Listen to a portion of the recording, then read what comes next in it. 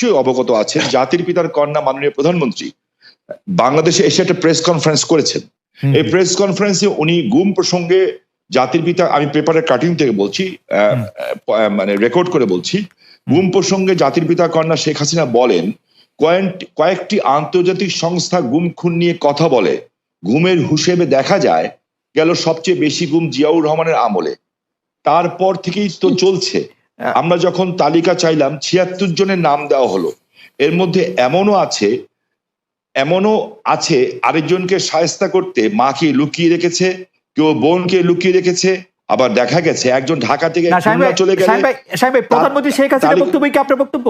প্রধানমন্ত্রী শেখ হাসিনার বক্তব্য কালকে আমরা শুনেছি, আমরা রিপোর্ট করে শেষ করতে দিলে। জি জি জি, আপনি শুনেছেন, আপনার সমস্ত দর্শক তো শুনে নেই, তাই না? তো ভারতে পলাতক আছেন, এটা কেমন করে হয়? এমনও হয়েছে যে তালিকায় নাম আছে কিন্তু লুকিয়ে আছে যুক্তরাষ্ট্রে, সেই বিষয়গুলো আমরা তাদের সামনে তুলে ধরেছি। সো মাননীয় প্রধানমন্ত্রী রাষ্ট্রনায়ক, উনি আমার নেত্রী, ওনার যে বক্তব্য, সেই বক্তব্যের সাথে দ্বিমত করার কথা তো নাই। যেমন বিএনপির নেতা সালাউদ্দিন সাহেব, ওনাকে গুম করা হয়েছে, খুন করা হয়েছে বলা হলো, ঠিক আছে, তো বিএনপি নেতা সালাউদ্দিন সাহেবকে তো পাওয়া গেল ভারতে। আপনি লক্ষ্য করে দেখেন, যেমন আমার বন্ধু সহযোদ্ধা ইলিয়াস আলীকে নিয়ে এখনো কথা হচ্ছে। আমার কাছে রেকর্ড আছে যে মির্জা আব্বাস সাহেব বলেছিলেন তখন যে ইলিয়াস আলীর সাথে বিএনপির তৎকালীন অর্থমন্ত্রী, মরহুম অর্থমন্ত্রী, আল্লাহকে বেহেশত নসিব করুক, সাইফুর রহমান সাহেবের অন্তর্দ্বন্দ্ব আছে, এটা একটি অন্তর্দ্বন্দ্বের শিকার। এই যে কথাগুলি আছে, সো কোনো জিনিস ফাইনালি না হওয়া পর্যন্ত, বিচার বিভাগ দ্বারা মূল্যায়িত না হওয়া পর্যন্ত আপনি তো বলতে পারি না যে who is guilty and who is wrong. Shamim ভাই, আমি আপনাকে একটু, আপনি যদি বলেন খুনের কথা, রাইট, জি বলেন। জি, আপনি নজরুল ইসলাম সহ নারায়ণগঞ্জের র্যাবের ক্ষেত্রে আপনি স্পষ্ট বলেছিলেন যে র্যাব এরকম অনেক কাজ করছে, নারায়ণগঞ্জে করছে। জি, সেটি আপনি একটু যদি বলেন যে আপনি এখনো এরকম মনে করেন। আমি বলতে চাচ্ছি, দেখেন, যখন নারায়ণগঞ্জে 7 মার্ডার হলো, আমি কিন্তু উইদিন 45 মিনিটসের মধ্যে, 45 মিনিটের মধ্যে দেশের সর্বোচ্চ জায়গায় আমি এই খবরটা পৌঁছে দিই, কারণ আমার কাছে খবর এসেছিল যে এই ঘটনা র্যাব দ্বারা সংগঠিত হয়েছে, র্যাবের কিছু মানুষ দ্বারা সংগঠিত হয়েছে, এই মেজর আরিফ সহ এরকম যারা আছে। হ্যাঁ, এবং আমি বিষয়টাকে আগের থেকে আজ করছিলাম যে এরকম কিছু একটা ঘটনা ঘটতে পারে, বিকজ তারা ডিস্ট্র্যাক্ট হয়ে গেছিল, যেহেতু আমি এলাকার মানুষ, আমাকে সবকিছু খবর রাখতে হয়, এবং আমি স্বরাষ্ট্রমন্ত্রী মহোদয়কেও জানিয়েছিলাম বিষয়টা যে something is going on, but এত বড় দুর্ঘটনা হবে এটা আমি বুঝতে পারিনি। কিন্তু দেখেন, যখন এই ঘটনা ঘটলো, আমি কিন্তু আমার ভয়েস রেজ করেছি, এবং এই জন্য আমার জীবনের শঙ্কা ছিল, কিন্তু আমি সমর্থন পেয়েছি কার? আমি সমর্থন পেয়েছি জাতির পিতার কন্যা মাননীয় প্রধানমন্ত্রী শেখ হাসিনার। এবং তখন যখন র্যাবের যারা ঊর্ধ্বতন কর্মকর্তা ছিলেন, তারা আমাকে তখন ভুল বুঝেছিলেন, কিন্তু 48 ঘন্টা পার হতে হতে ওরা যখন তদন্ত করে দেখলেন যে আমার কথা সত্য, তার পরিণতিতে কিন্তু সাবজেক্ট এইটা যে খুন হয়েছে এটা সত্য, এটার চেয়েও বড় সত্য হচ্ছে এত বড় বড় উচ্চ পদস্থধারীরা এখনো কিন্তু জেলখানায় আছেন, এবং অনেকের যাবজ্জীবন হয়েছে, অনেকের ফাঁসি হয়েছে। শামীম ভাই, আপনাকে শুধু অপরাধ হবে, কিন্তু বিচার হবে কিনা সেটি দেখার বিষয়। শামীম ভাই, আপনাকে প্রশ্নটি করে রাখি, আমি ফারুক ভাইকে শুনে এসে আপনাকে শুনবো। প্রশ্নটি হচ্ছে যে আপনি নারায়ণগঞ্জের 7 মার্ডারের ক্ষেত্রে যেরকম ভয়েস রেজ করেছিলেন, আইন শৃঙ্খলা রক্ষাকারী বাহিনীর সর্বোচ্চ কর্মকর্তা যারা ওইখানে নারায়ণগঞ্জে ছিলেন তাদের সবার বিরুদ্ধে এরকম কোন সিচুয়েশন আর এই গত 4-5 বছরে হয়েছে কিনা যে আপনি ভয়েস রেজ করতে পারতেন? জনাব শামীম ওসমান, আপনার নিশ্চয়ই মনে আসে একরামুল বলে চট্টগ্রামের একজন কাউন্সিলর, তার মেয়ে যখন বলছিল বাবা তুমি কান্না করছো যে, এবং তারপরে যখন তাকে গুলি করে হত্যা শব্দ আমরা শুনলাম, সেই সময়ের মধ্যে কিন্তু আমরা অনেকেই বলছিলাম যে এইখানেই এটি শেষ হওয়া উচিত, কিন্তু এটি আসলে শেষ হয় নাই। জনাব শামীম ওসমান।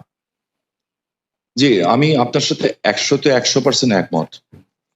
আমি কোনো অবস্থাতে একজন মানুষ হিসাবে, পৃথিবীর 800 কোটি মানুষও যদি চায় একজন মৃত মানুষকে জাগিয়ে তুলবে, তা তো জাগিয়ে তুলতে পারবে না, তাই না? তো একজন মানুষকে আমি গুম করে দিব, খুন করে দিব, এই বিষয়টাকে আমি একজন মানুষ হিসাবে, আমি যদি মৃত্যু হয়ে যায় আমার, আমি কোনোদিন এটাকে সাপোর্ট করব না। এবং অতীতে কে কি করেছে সেই জন্য আমাকে একই পথে চলতে হবে, আমি সেটাকেও মনে করি না। আমি আমাদের সজীব ওদের জয় একটা ফেসবুকে, এই যে আমেরিকা গত 2 দিন আগে একটা স্ট্যাটাস দিয়েছেন, 3-4 দিন আগে, বিএনপি জামাতের সরকারের 100 দিনের সন্ত্রাসী কার্যকলাপে নিহতের সংখ্যা ছিল 100 দিন, মাত্র 100, এবং যা দিয়েছেন উনি সব কয়টা হলো মিডিয়ার থেকে নেওয়া। আমার হাতে কাগজগুলি আছে, এবং এগুলি সব মিডিয়ার থেকে দেওয়া, এবং উনি ওইখানে বলেছেন 100 দিনে নিহতের সংখ্যা ছিল 1200, ধর্ষণের ঘটনা গড়ে প্রতিদিন 4টি, খুনের সংখ্যা গড়ে প্রতিদিন 6 জন। থানার ওসিও নিজের জান বাঁচাতে জিডি করেছিলেন। হ্যাঁ, এখন আমি এই কথা দিয়ে এটা প্রমাণ করতে চাই না যে ওনারা করেছেন দেখে আমাকে করতে হবে, এটা আমি বলতে চাই না। অফকোর্স ইলিয়াস আহমেদ চৌধুরীকে আমি চাই রাষ্ট্রের দায়িত্ব, কিন্তু বিএনপির কথা এখানে না থাক, আপনি আমাকে বলেন তো যে গত 20 বছরের মধ্যে এরকম কখনো হয়েছে যে আন্তর্জাতিকভাবে বাংলাদেশকে যারা বাহিনী আছে তাদেরকে এই গুম খুন তারপরে হচ্ছে বিচার বহির্ভূত হত্যাকাণ্ড তাদের জন্য আসলে স্যাংশন দেওয়া হয়েছে, প্রশ্ন তুলেছে, এরকম 20 বছরের মধ্যে এরকম ঘটনা কখনো ঘটেছে নাকি আন্তর্জাতিক সম্প্রদায়? এইটার উত্তর কিন্তু আমাদের সাবেক আইজিপি সাহেব, আপনি যে প্রশ্ন করেছেন ডক্টর বেনজির আহমেদ, উনি কিন্তু খুব আমেরিকাতে বসেই এই প্রশ্নের উত্তর দিয়েছেন এবং উনি 3টা লবিস্ট ফার্মের নামও বলেছেন এবং এই লবিস্ট ফার্মের মাধ্যমে কিভাবে এই তথ্য বিকৃত করা হয়েছে সেই কথাটাও কিন্তু উনি বলেছেন। এখন দেখেন, এইখানে কথা বললে তো অনেক কিছু বলা যায়, আন্তর্জাতিক মাধ্যম যা বলবে তা বেদবাক্য, আর আপনি আমি যা বলবো তা অসত্য। কিন্তু সাহেব, আপনি আমি যা বলবো তা অসত্য বা বেদবাক্য না হলো মানে আমাদের কি খালি সরকারের কথাই বিশ্বাস করতে হবে? আমরা বিএনপির কথা বিশ্বাস করতে পারবো না, কোন মানবাধিকার সংস্থার কথা বিশ্বাস করবো না, বিদেশি কথা বিশ্বাস করবো না, আমাদের খালি সরকারের কথাই বিশ্বাস করতে হবে? আমরা যেটা চোখে দেখবো এবং যেটা বুঝবো সত্য, আমরা সেটাকেই বিশ্বাস করব এবং সেটাকে বিশ্বাস করা উচিত। আমি আপনাকে একটা জিনিস স্পেসিফিক্যালি বলতে চাই খুব পরিষ্কার ভাবে, আমি একজন হিউম্যান বিং হিসাবে আমি কোনো ধরনের হত্যাকাণ্ডকে আমি সমর্থন করি না এবং করা উচিত, তাহলে আমি মানুষ হিসেবেই গণ্য হব না। এখানে একটা লিস্ট আছে আমার কাছে, বিশাল লিস্ট। আমাদের I B Rahman, SM Kibria, Asadullah master, Mumtaz ভাই, গোপাল কৃষ্ণ মুহুরী, অধ্যাপক হুমায়ুন আজাদ, অধ্যাপক ইউনুস, এরকম দেশ বরেণ্য ব্যক্তিদের নামের লিস্ট আছে আমার কাছে এখানে প্রচুর, যেগুলি এবং ইভেনচুয়ালি ফারুক ভাইদের সময় ব্রিটিশ হাই কমিশনার যখন শাহজালাল বাবার মাজারে গেছিলেন, ওনার উপরে বম ব্লাস্ট হয়েছিল, ওখানে কিন্তু মানুষ মারা গেছিল। কিন্তু আপনি কিন্তু বিএনপির আমল থেকে আসতেই পারতেছেন না, আপনি বিএনপির আমলেই থাকতেছেন, আপনি এই আমলে আসেন যে আমলের মধ্যে জাতিসংঘ হচ্ছে বাংলাদেশের 4 জন বাহিনী প্রধানকে আসলে স্যাংশন দিয়েছে, জাতিসংঘ প্রত্যেকবার বলছে এটার কথা, আন্তর্জাতিক মানবাধিকার সংস্থাগুলি বলছে, বাংলাদেশের আওয়ামী লীগ ছাড়া সবাই বলছে।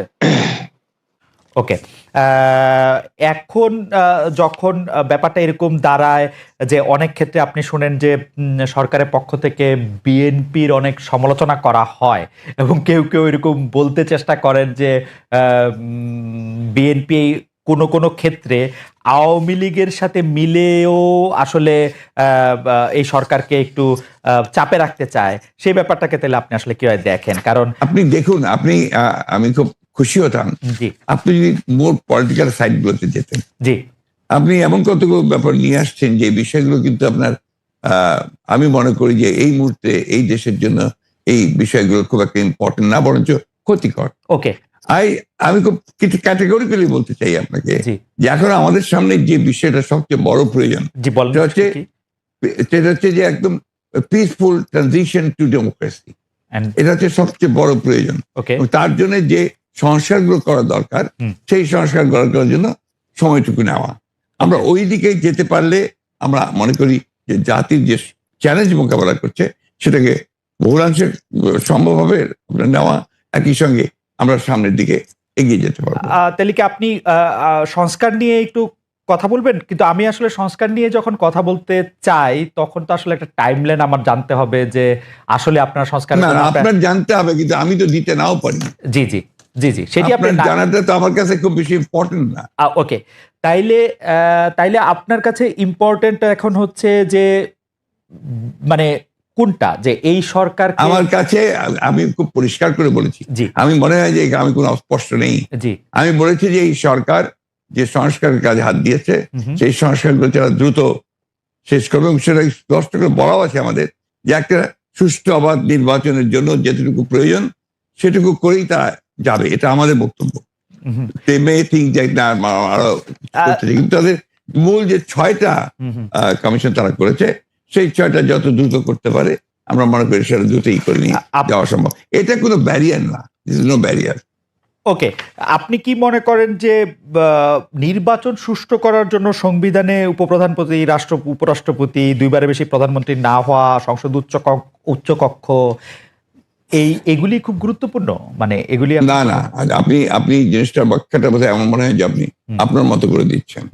ব্যাখ্যা দিচ্ছেন। আমরা যেটা সবাই আমরা যেটা লক্ষ্য করেছি সেটা আমরা দেখেছি যে আপনার বাংলাদেশের যে রাষ্ট্র কাঠামো যেটা বারবার পরিবর্তন হয়েছে ৭২ সাল থেকে আপনার কিছুদিন আগে পর্যন্ত শেখ হাসিনা সেটাকে আপনার তছনছ করে দিয়েছে। এটাকে একটা স্ট্রাকচার আনা দরকার। আগেরটাই যে থাকবে তো মানে নেই। আমরা মনে করেছি এই কাজগুলো হলে এটা আরো সুন্দর হয়, যে কারণে আমরা আমাদের মতো করে আমরা ৩১ দফা দিয়েছিলাম।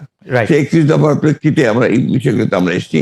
আমরা রাষ্ট্রপতি, প্রধানমন্ত্রীর যে আপনার ক্ষমতার ভারসাম্য সেটাকে রক্ষা করতে চেয়েছি, এবং একই সঙ্গে আমরা মনে করেছি যে উপরাষ্ট্রপতি হলে সেখানে আরেকটা ব্যালেন্স তৈরি হয়। আমরা মনে করেছি যে আপনার উপপ্রধানমন্ত্রী হলে সে আরেকটা ব্যালেন্স তৈরি হয়, একটা মন্ত্রীদের মধ্যে প্রধানমন্ত্রীদের মধ্যেও ক্ষমতার ভারসাম্য সৃষ্টি হয়। Democracy and parliament form of democracy, এটা তো আপনার কারো কাছে সুনির্দিষ্ট একক ব্যক্তির হাতে ক্ষমতা থাকে না, right? Parliamentary form of democracy বেশি করে সেই জিনিসটাই আমরা করার চেষ্টা করেছি। আপনি আসলে এটি আমাদের স্বীকার করতেই হবে যে আপনি বরাবরই এই ব্যাপারে কনসিস্টেন্ট। আপনি সারা এই ব্যাপারটি এমন কি অগস্টে শেখ হাসিনা পালিয়ে যাওয়ার পর সেই অগাস্ট থেকে আপনি বলে আসছেন যে আওয়ামী লীগকে বাদ রেখে নিষিদ্ধ করে নির্বাচন, গণতন্ত্র ঠিকঠাক চর্চা হবে না। আমি প্যারাফ্রেজ করছি, correct me if I am রং। প্রধান উপদেষ্টা ডক্টর মোহাম্মদ ইউনূসও সম্প্রতি সরাসরি বলেছেন বিএনপি যেহেতু চায় না সেহেতু আওয়ামী লীগকে নিয়েই নির্বাচন হবে। আওয়ামী লীগ নিয়ে আপনাদের এই অবস্থানের কারণ কি? প্রতিপক্ষের নিষ্ক্রিয়তার আমার মনে হয় এই জায়গায় বলতে আমি বাধ্য হচ্ছি, যে প্রফেসর ইউনূস সাহেব সঠিক, আমরা যেটা বলেছি সেটা সঠিকভাবে তিনি প্রেজেন্ট করেন নাই। কারণ আমরা চাই, এ কথা আমরা কোথাও বলিনি।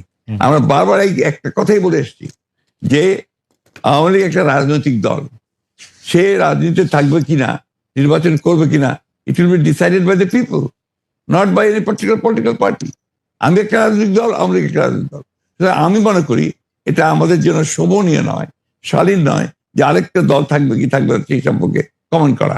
ওকে, পরিষ্কার। নির্বাচনেই সিদ্ধান্ত হবে যে আওয়ামী লীগ থাকবে কি থাকবে না।